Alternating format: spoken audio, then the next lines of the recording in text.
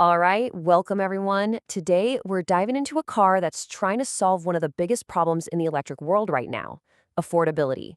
And it's a name a lot of you are going to recognize, but it's been totally reborn for a new era.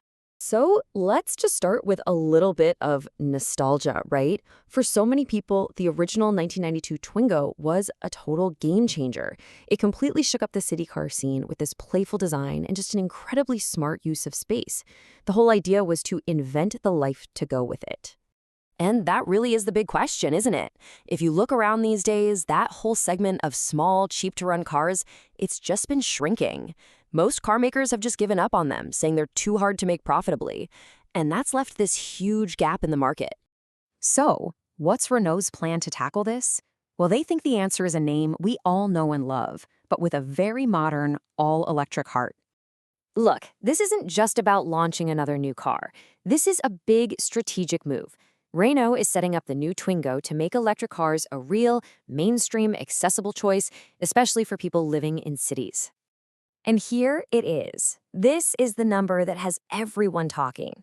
Renault kept its promise, a starting price under 20,000 euros, and that's before any government incentives.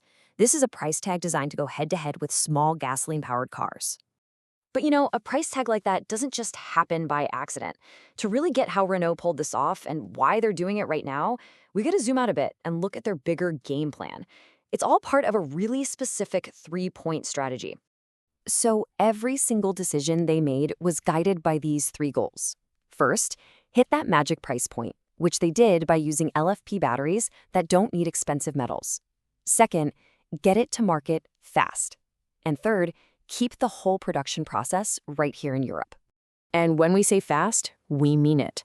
They pulled off a record-breaking development time of just 100 weeks from the initial idea to the start of production. That's literally twice as fast as their previous models. They managed it by blending their European know-how with the speed of their R&D center in China. And it's not just about the price you pay at the dealership. The whole car was designed from the ground up to be sustainable. Over its entire life, from factory to scrapyard, the Twingo E-Tech is expected to have a carbon footprint that's 60% smaller than a similar gas-powered car.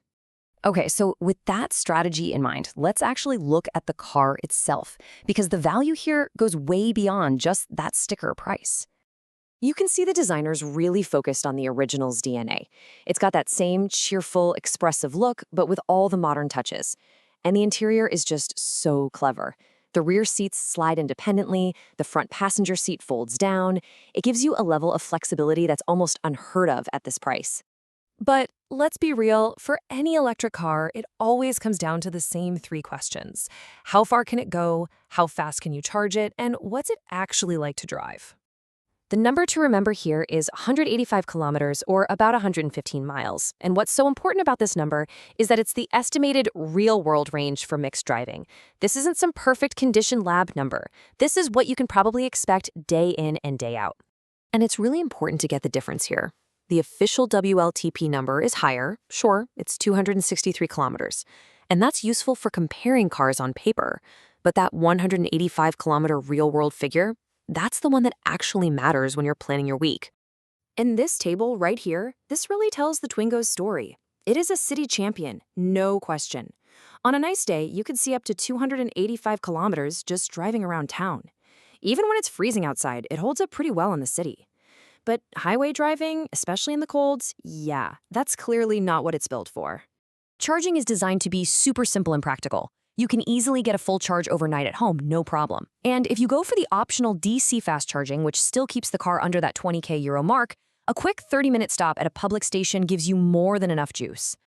But, and this is where we need to be absolutely crystal clear, the EV database, which rates cars specifically on how good they are for long-distance trips, gives the Twingo 0 out of 5 stars.